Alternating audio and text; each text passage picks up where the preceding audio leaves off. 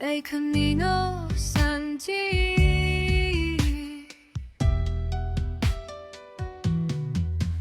Buenos días, ha llegado el capítulo 100, bien. Y para este capítulo quería hacer algo especial. Y lo que voy a hacer es un llamamiento de anécdotas. Os explico. Si os fijáis, siempre películas americanas, webs, etcétera, parece que en Estados Unidos es el único sitio del mundo donde hay encuentros, abducciones, contactos, contactados, canales, hay mil movidas, ¿no? Y salen las películas y salen, ya te digo, bueno, incluso yo creo que este año, no sé cuándo ha sido el último que yo me he enterado, pero creo que ha habido alguno más en el propio Congreso, hearing, ¿cómo se dice hearing? Como que ha habido... No sé cómo se llama, pero bueno, el caso es que ha habido como entrevistas, por así decirlo, en el Congreso para oír hablar a gente legítima del ejército y de esa gente que trabaja para el Estado en posiciones de cierta información, ¿no? Confidencial, etcétera, que han mencionado que existen tecnologías, que no pueden dar muchos detalles, pero no sé qué, entonces cosas así, ¿vale? Entonces parece que esto solo pasa en Estados Unidos. Entonces yo, vamos, lo tengo clarísimo que no es así. De hecho, hay investigadores en muchos otros países, yo sé de Francia y sé de España, que también tienen sus registros, sus casos, van a ver a la gente, hay pruebas, hay objetos, vale, mil cosas. Entonces, basándonos en que en principio estamos de media a 6 personas de contacto de cualquier ser humano del planeta, la misión de este podcast, en realidad, o sea, la misión vuestra como escuchantes de este podcast es reenviarle este podcast a la persona que penséis que puede haber tenido algún contacto o alguna experiencia directa. O, para que lo entendáis de otra manera, al que os parezca más bicho raro. Eso es, ¿vale? Porque estas cosas no se hablan. Entonces, pienso que posiblemente sea una cuestión cultural, porque la manera que tienen de tratarlo en Estados Unidos pues es la que tienen, y aquí es otra, y entonces al final no se dice, se esconde, se ridiculiza, la gente no habla, ¿no?, de estas cosas. Pasa un poco lo mismo con los con los fantasmas, con ese tipo de comportamientos, ¿no? Casas encantadas, esas situaciones paranormales, al final pues no quieres que se rían de ti y dices, bueno, mira, no lo cuento y así, pero luego te pones a hablar con la gente y yo he oído gente que ha tenido cosas con la Ouija, que luego pasaban cosas que no se explicaban, ves testimonios en programas de misterio y así, soy testimonios muy normales, cosas que hay datos en la policía, o sea, mil cosas, ¿no? Entonces esa es la idea.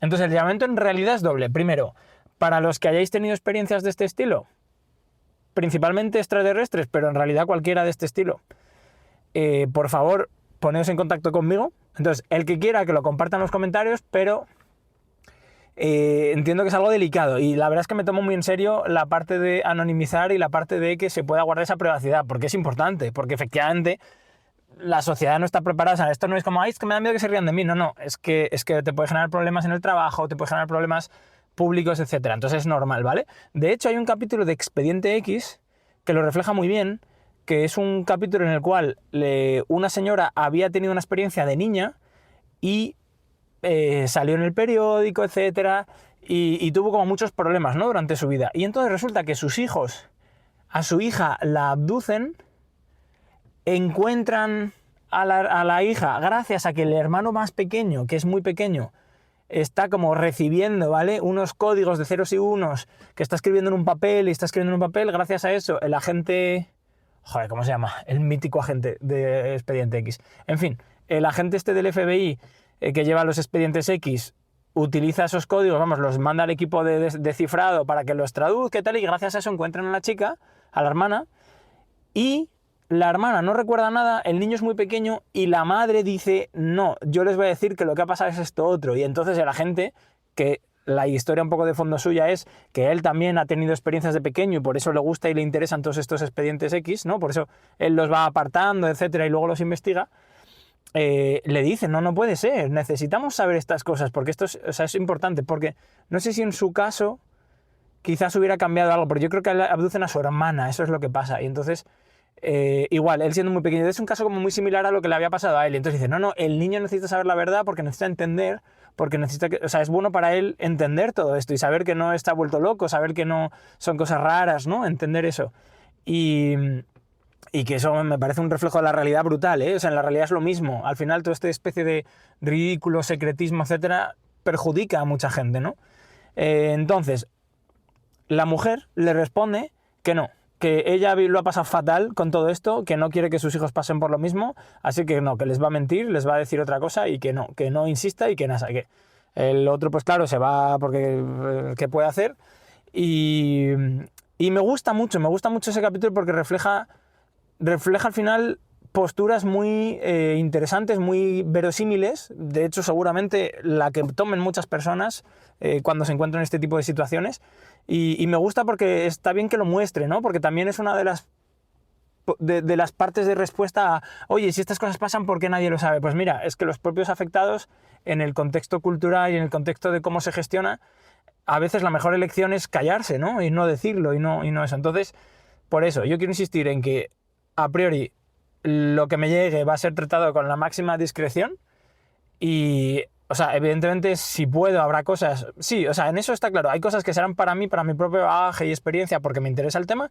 Si tengo el permiso de la persona que me cuenta la anécdota, pues intentaré darlo a conocer de manera claramente anónima, etcétera. Incluso, pues si alguien no tiene ningún problema en que esto se sepa o ya lo ha contado y quiere pues volver a contarlo, podríamos incluso hacer alguna entrevista en el podcast o lo que sea, ¿vale? Para que salga. Entonces, eso es por un lado, el que lo haya vivido o quiera compartir algo, que lo comparta, y los que no, pues ya sabéis, si es la oportunidad para llamar bicho raro a vuestro vecino, a vuestra prima, ya sabéis, ¿no? Esa persona que os acaba de venir a la cabeza, a esa persona es a la que le tenéis que mandar este podcast, ¿ok? Venga, pues nada, muchas gracias por estar ahí estos 100 capítulos. Hemos terminado el reto de los 100 días, lo cual es una maravilla. Y bueno, ya tendréis más noticias, porque evidentemente si hago llamamiento a casos, esto va a seguir, ¿no? Así que pues nada, ya tendréis más noticias y hasta mañana.